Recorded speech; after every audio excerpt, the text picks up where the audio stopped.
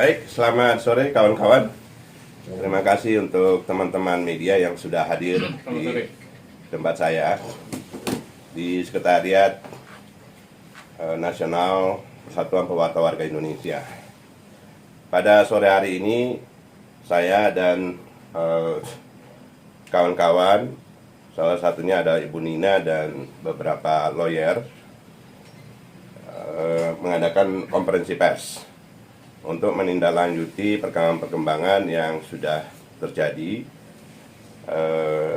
setelah kita kemarin beberapa waktu yang lalu mengadakan konferensi pers terkait dengan kasus kriminalisasi seorang Ibu Bayangkari dari Polresta Manado yang dikriminalisasi di Polresta Manado, dan kita juga terjadi di Polda Sulut. Nah, ini adalah press conference kedua yang akan membahas beberapa kaitan dari kasus itu. Nah, seperti yang telah kita saksikan bersama melalui video yang kita tayangkan beberapa waktu yang lalu, bahwa ada seorang Ibu Bayangkari, ya, keluarga besar Polri, yang dikriminalisasi oleh institusi Polri, dalam hal ini Polda Sulut dan Polresta Manado. Nah, dari kejadian itu sebenarnya saya berharap menjelang tanggal 1 Juli 2021 sebagai Hari Bayangkara yang ke-75, kita jadikan momentum itu untuk berubah, untuk memperbaiki situasi pelayanan kita terhadap warga masyarakat, tentu saja dimulai dari internal keluarga besar Polri. Nah, saat ini kita coba menambah clear, menambah terang, menambah jelas persoalan kriminalisasi yang terjadi pada Ibu Nina. Dan nanti kawan-kawan akan menjelaskan lebih jauh, lebih detail tentang apa yang menjadi pembicaraan kami dari diskusi-diskusi tadi. Pertama, yang lalu kita sudah lihat bahwa ada laporan dari si A dan si B, berarti ada dua pihak yang membuat laporan. Salah satunya adalah Ibu Nina yang merasa dihinakan, dicemarkan nama baiknya oleh yang kita duga dilakukan oleh Ibu Soraya. Nah, Ibu Soraya ini adalah istri dari Direktur Marketing di Bank Sulut Go. Nah, jadi kita perlu lihat bahwa Ibu Nina ini membuat laporan karena awalnya adalah dari keteledoran Bank Sulut Go yang membocorkan atau mengeluarkan atau memberikan video CCTV yang akhirnya di screenshot. Itulah yang diposting di Facebook dengan menjelek-jelekan Ibu Nina yang ada di dalam video tersebut. Nah, itu harus jelas dulu. Jadi awal mulanya itu adalah di sana. Nanti akan dijelaskan lebih detail dengan berbagai gambar-gambar atau screenshot yang sudah kita kumpulkan bersama. Nah, kemudian Ibu Nina kan membuat laporan di Polda. Di sanalah terjadi persoalan kedua, yaitu proses Ibu Nina di SP3 kasusnya. Padahal dari berbagai data yang ada, itu sudah masuk pada delik aduan tindak kriminal, terutama dikaitkan dengan Undang-Undang ITE. Nah, kemudian ketika dia sudah di SP3, muncul laporan baru dari yang kita duga dilakukan oleh Ibu Soraya, istri dari Direktur Marketing itu. Nah, kenapa muncul laporan yang kedua dari pihak sebelah? Yaitu karena ya ketidakpuasan terhadap SP3 yang sudah dikeluarkan oleh Polda Sulut. Nah, akhirnya kan kasus ini tidak selesai-selesai, justru menambah rumit masalah.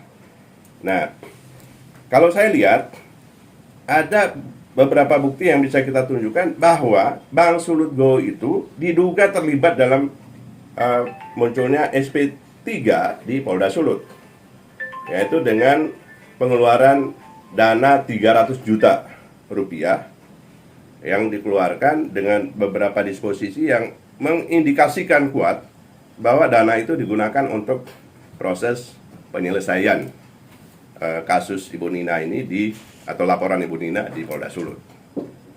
Nah, yang kedua, ketika di SP3 tentu saja Ibu Nina sebagai pelapor melakukan perlawanan bahwasanya apa yang dilaporkannya itu benar-benar sebuah delik pidana yang harus diproses, apalagi sudah keluar SPDP dari Polda Sulut. Nah, akhirnya beliau mengajukan pra-peradilan terhadap SP3 itu. Ternyata di pra-peradilan ada indikasi lagi bahwa di sana juga terjadi kong kali kong atau penyalahgunaan kewenangan, penyalahgunaan kekuasaan, penyalahgunaan perundang-undangan, yang akhirnya justru gugatan pra-peradilan Ibu Nina dimentahkan. Nah, nanti saya minta kepada para lawyer untuk menjelaskan secara detail dua masalah ini. Pertama adalah di Bang Sulut Go, dan yang kedua dari sisi Pengadilan Negeri Manado yang menyidangkan Prakbit. Jadi dari persoalan ini saya berharap sangat bahwa teman-teman kepolisian, terutama yang menangani kasus ini di Polda Sulut dan Polresta Manado, cobalah kita bekerja profesional. Gunakan undang-undang secara benar, gunakan peraturan hukum secara baik, seperti apa yang diidealkan oleh sebuah undang-undang yang sudah kita gunakan selama ini. Jangan sampai terjadi kriminalisasi dan diskriminasi hukum terhadap warga. Apalagi beliau ini adalah anggota keluarga besar Polri. Saya berharap tanggal 1 Juli bisa menjadi momentum. Nah, kita akan dengarkan penuturan dari para penasehat hukum Ibu Nina atas kasus ini, terutama kajian tentang dugaan bahwa Pengadilan Negeri Manado punya andil dalam persoalan ini, ya, dan yang diawali oleh Bang Sulut Go, ya, terutama dari direktur marketingnya. Ya, saya persilakan kawan-kawan lawyer untuk memberikan penjelasan detail tentang apa yang sudah saya sampaikan tadi. Silakan, siapa dulu yang mau bicara? Silakan.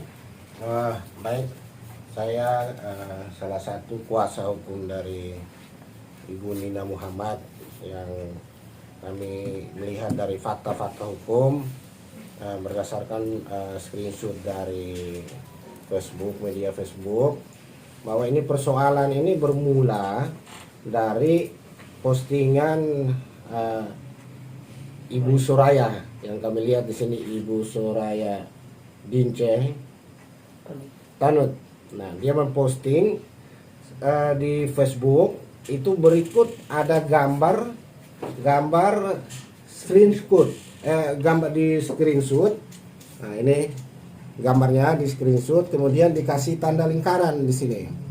Nah, artinya kalau kita melihat secara umum bahwa ketika ini dikasih lingkaran di sini berarti ada tanda tanya di sini, apakah ini orang ini penjahat atau ini orang ini buronan atau apa, ya kita nggak tahu nih maksudnya apa.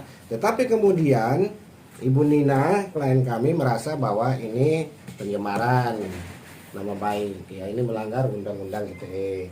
Nah, klien kami kemudian mengambil keputusan untuk melaporkan dugaan tindak pidana ini. Nah, kemudian ini prosesnya berjalan, akan tetapi ini proses ini kemudian dianggap tidak memenuhi unsur, tidak cukup bukti untuk dilanjutkan, dan kemudian dihentikan sama pihak kepolisian Polda Manado dalam hal ini.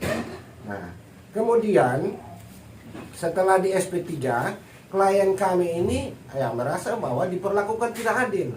Di sini ada ketimpangan dalam penegakan hukum. Nah, dia terus melakukan perlawanan. Nah, kenapa sampai laporannya di SP3? Nah, oleh karena dia terus melakukan perlawanan, ya dimanfaatkan juga dari pihak yang memposting foto ini, kemudian melaporkan beliau lagi. Terjadi lagi persoalan hukum yang kedua, yang sebenarnya akar permasalahannya sama. Nah, ini menurut informasi yang kami ketahui bahwa inilah kejadian ini, CCTV gambar ini pada saat klien kami datang melakukan transaksi di Bank Sulut. Artinya apa? Artinya peristiwa hukum ini terjadi, ini ada keterlibatan dari Bank Sulut.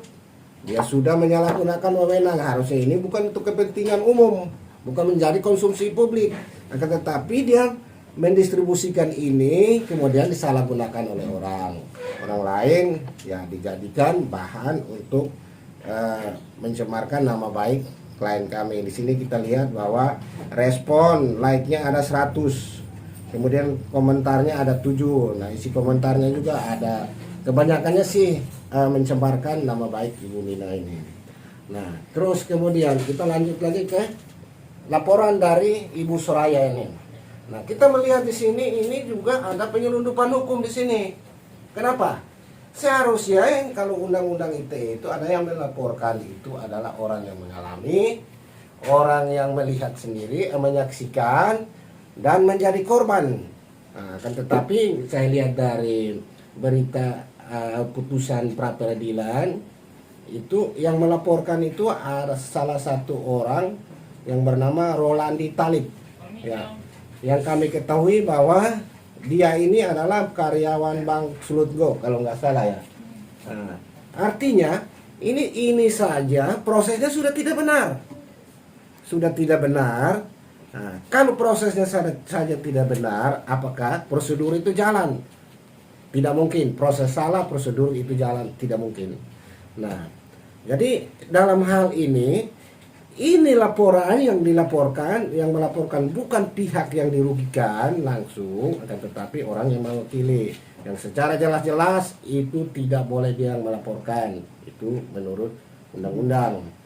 Nah, akan tetapi ini berlanjut, klien kami ditetapkan sebagai tersangka di situ atas laporan ini.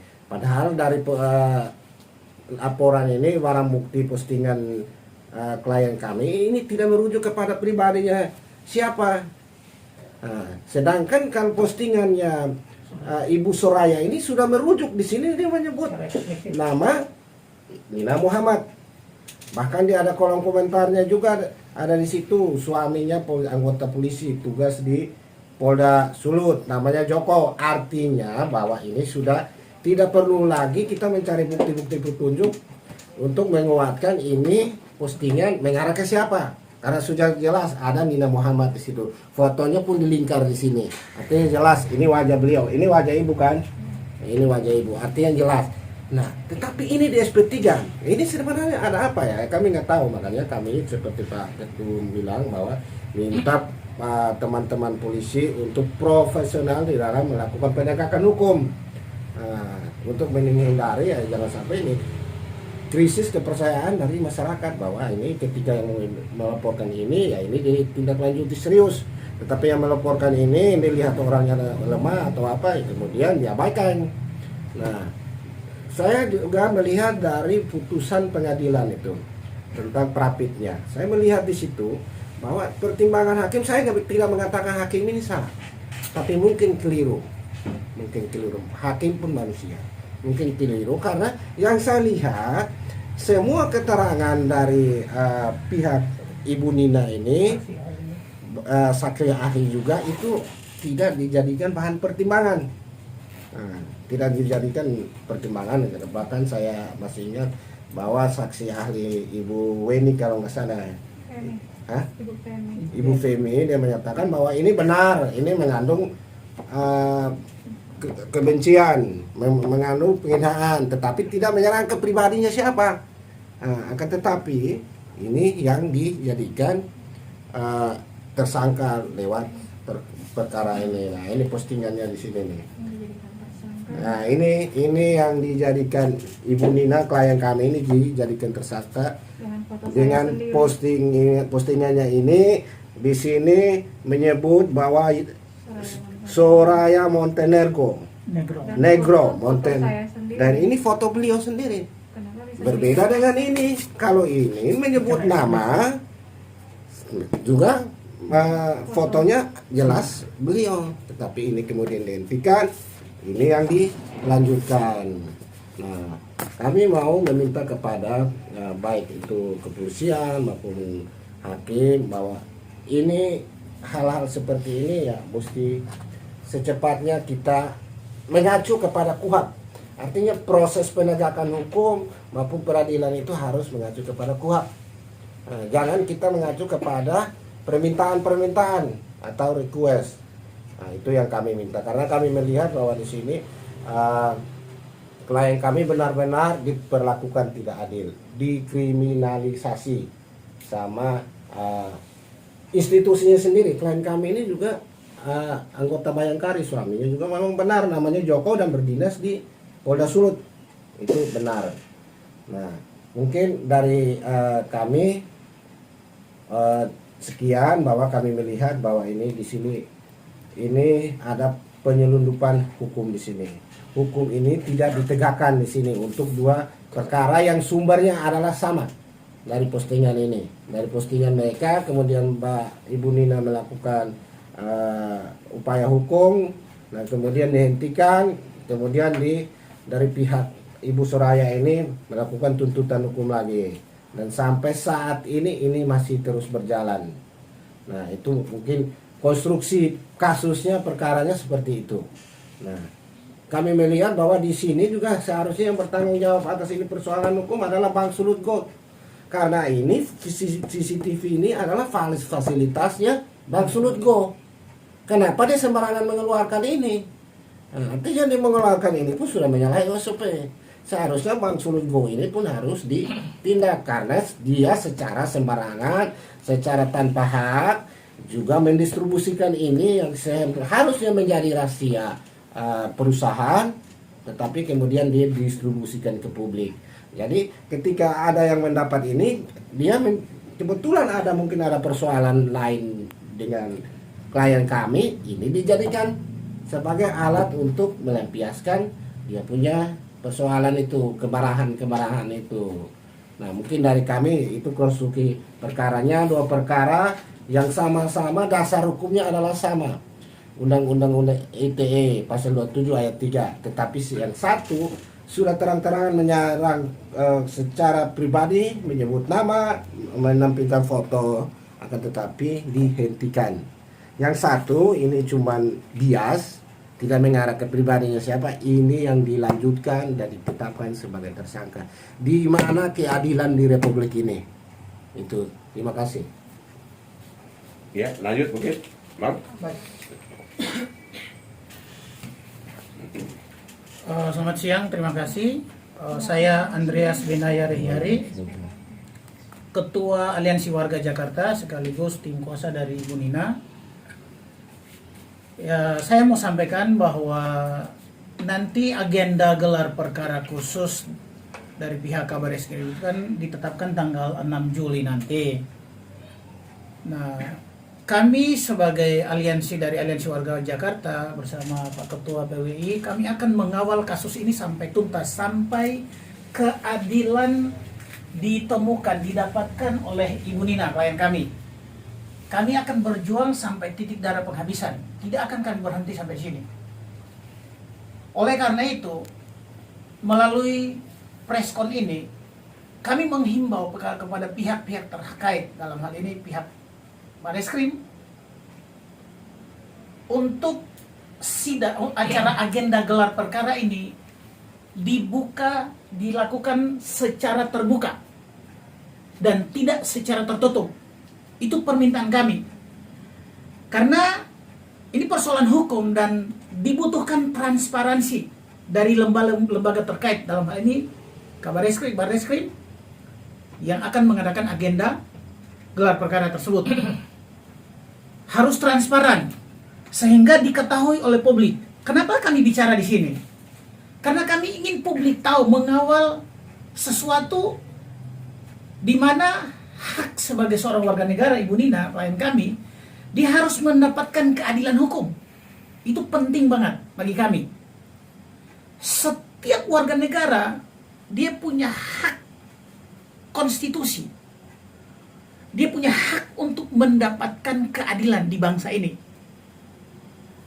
Berdasarkan hasil temuan kajian hukum yang sudah disampaikan oleh Ketua Tim Lawyer kami, Pak Nefton, itu sudah jelas, terang benderang, bahwa beliau mengalami diskriminasi hukum.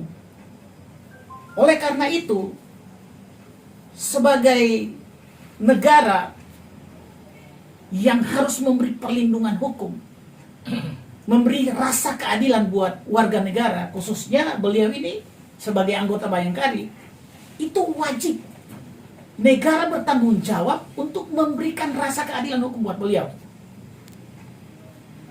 Jadi kami meminta teman-teman, khususnya di Bareskrim, untuk gelar perkara ini dibuka secara umum di depan publik. Dan kami akan menghadirkan teman-teman wartawan. Ada Pak Ketum, kami akan menghadirkan beliau di sana, sehingga mengawali kita akan mengawal tuntas agenda gelar perkara ini, dan tidak ada yang ditutup-tutupi. Itu permohonan kami. Dan sekali lagi saya tutup statement saya ini dengan satu hal. Yuk kita jadikan bangsa ini bangsa yang beradab, bangsa yang berkeadilan, bangsa yang penuh dengan kejujuran, sehingga terwujud keadilan sosial bagi anak bangsa. Terima kasih. Ya, baik, sebentar saya tambahkan lagi. Ini terkait dengan pelapor di perkara laporannya si Ibu Soraya ini. Di sini saya juga masih dari sepintas saya baca dari putusan, dari biodatanya di putusan Prapit ini, saudara Ronaldi Talib ini ketika diminta keabsahannya, legalitas sebagai advokatnya, dia cuma bisa menyampaikan fotokopi. Padahal seharusnya itu hakim tidak bisa menerima itu, karena yang harus disampaikan, dibuktikan, ditunjukkan itu adalah berita acara sumpah yang asli. Nah, karena kami sebagai pelaku pekerja hukum, ya kami ketika kami bersidang itu yang kami bawa. Nah, yang berikut bahwa kami ketahui juga bahwa setelah kami melakukan pengecekan di institusi Polri, ternyata Rolandi Talib ini yang notabene adalah karyawan Bank Sulut juga, dia juga mengaku sebagai pengacara, dia juga sebagai pelapor, dia juga sebagai korban. Nah, ini yang mana yang benar? Yang benar ini adalah BAP, atau yang ada tercatat di sistemnya SKPT, SPKT. Yang itu, ini yang mungkin nanti kita akan uji lagi nih kebenaran materinya. Yang benar itu yang mana? Nah, karena yang kami ketahui bahwa Rolandi Talib ini sebagai pelapor sekaligus sebagai korban. Sementara di postingan ini yang mengaku dirugikan adalah namanya Soraya. Soraya ini adalah perempuan. Rolandi ini dari saya lihat di biodatanya di putusan Prapit itu adalah laki-laki. Ini sangat bertolak belakang ya. Mungkin ini juga saudara Rolandi ini juga mesti ditindak. Ya itu yang mungkin yang kami sampaikan, bahwa ini banyak sekali kejanggalan di sini, banyak sekali prosedur yang tidak dijalankan di dalam perkara ini. Prosesnya aja yang dijalankan, prosedurnya diabaikan. Nah, mungkin ini akan menjadi perhatian kita, terutama ini dari teman-teman media. Mungkin ini akan dilempar ke publik. Silakan publik menilai apakah proses hukum, proses penegakan hukum ini benar menurut kitab undang-undang hukum acara pidana tidak. Karena sejauh ini sih ya saya lihat bahwa ini tidak benar. Baik itu undang-undang advokat maupun di KUHP-nya, bahwa ketika undang-undang advokat itu kita untuk beracara, syarat beracara itu adalah berita acara sumpah itu harus asli. tidak boleh fotokopi. Kalau fotokopi dimanapun kita bisa bikin, kita edit sendiri. Mungkin itu yang bisa saya tambahkan. Nah, kami minta bahwa negara ini memberikan rasa keadilan bagi klien kami. Nah, jangan keadilan itu hanya dirasakan, hanya boleh didapat sama pihak-pihak yang mempunyai kekuasaan, mempunyai kemampuan finansial. Nah, itu keadilan ini harus berlaku bagi seluruh warga negara Republik Indonesia. Karena seperti statementnya Pak Jokowi bahwa hukum itu adalah panglima. Nah, jadi apa yang diperintahkan oleh panglima itu ya kita sebagai jajaran di bawahnya harus menjalankan itu. Nah, sementara panglima aja kita bagikan perintahnya, lalu mau jadi apa ini negara? Ya kira-kira begitu. Terima kasih. Ya, mungkin ada yang perlu ditanyakan? Saya nanya duluan Pak Ketua. Ya. Dari tadi penjelasannya lawyer cukup jelas ya, tapi aku mau nanya sama Mbak Ninanya sendiri. Kira-kira apa sih niatnya si kawan kita memposting di video di Facebook itu? Apakah ada konflik interest atau ada perselisihan apa Mbak? Gitu Mbak? Jadi sebelum itu diposting, saya tidak kenal sama sekali dengan Ibu Suraide Cetanot. Tidak pernah bertemu langsung maupun berteman di Facebook. Tapi setelah saya ketahui dua saksi yang menjadikan saya tersangka itu, yaitu Lita Afni Ambarak dan Eling Siti Mariam Asla. Mereka berdua ini yang pertama kali bulan Januari 2019 yang bermasalah dengan saya dan mempermalukan saya di pengajian Rudis Wakapolda waktu itu.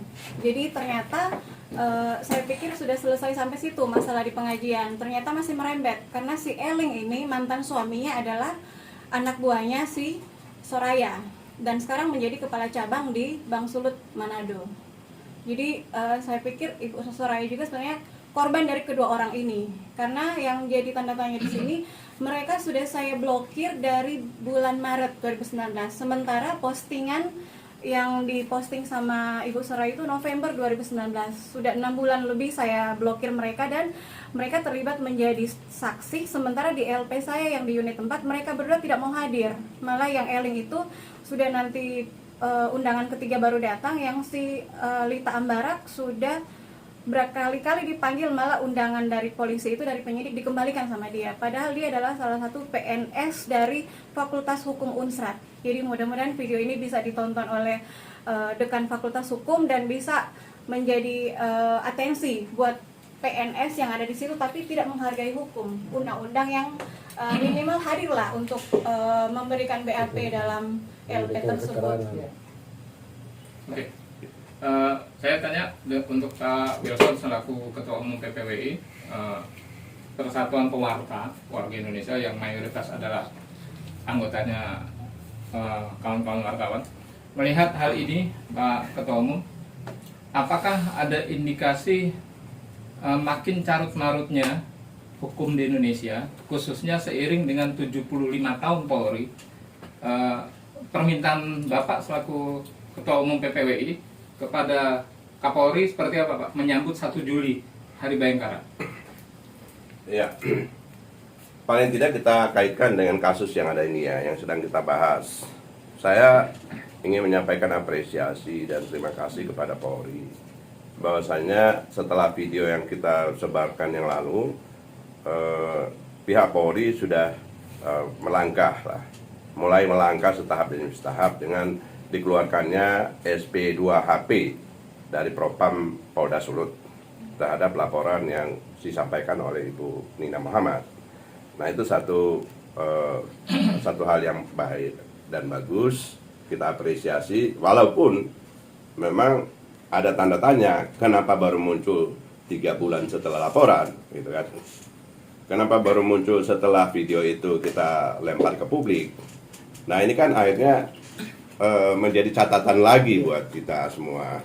Tapi oke lah, saya akan tutup mata soal itu. Pokoknya kita hargai dan kita apresiasi. Mungkin memang kawan-kawan Polri itu kebanyakan tugasnya, kebanyakan perkara, kebanyakan pekerjaan, ya mau dikutip sana, kutip sini dan sebagainya, itu banyak sekali sehingga pikirannya sudah ya tidak mau fokus lagi untuk hal-hal yang ya seperti yang terjadi pada laporan Bu Nina. Nah, Kemudian saya berharap bahwa di momentum 1 Juli 2021, apa yang menjadi ikon oleh Polri sekarang ini namanya presisi. Ya, salah satunya adalah transparansi, gitu ya. Jadi kalau kita bicara transparansi, ya betul kata para lawyer, saya akan buktikan transparansi Polri itu terhadap kasus Bu Nina. Yes. Kalau itu bisa digelar secara terbuka, pakai Zoom, semua publik bisa melihat, menonton, berarti Anda benar-benar menerapkan apa yang dikatakan presisi, dalam hal ini transparansi. Kalau tidak, berarti ya sama dengan apa yang dikatakan oleh BEM UI itu, ya hanya lip service.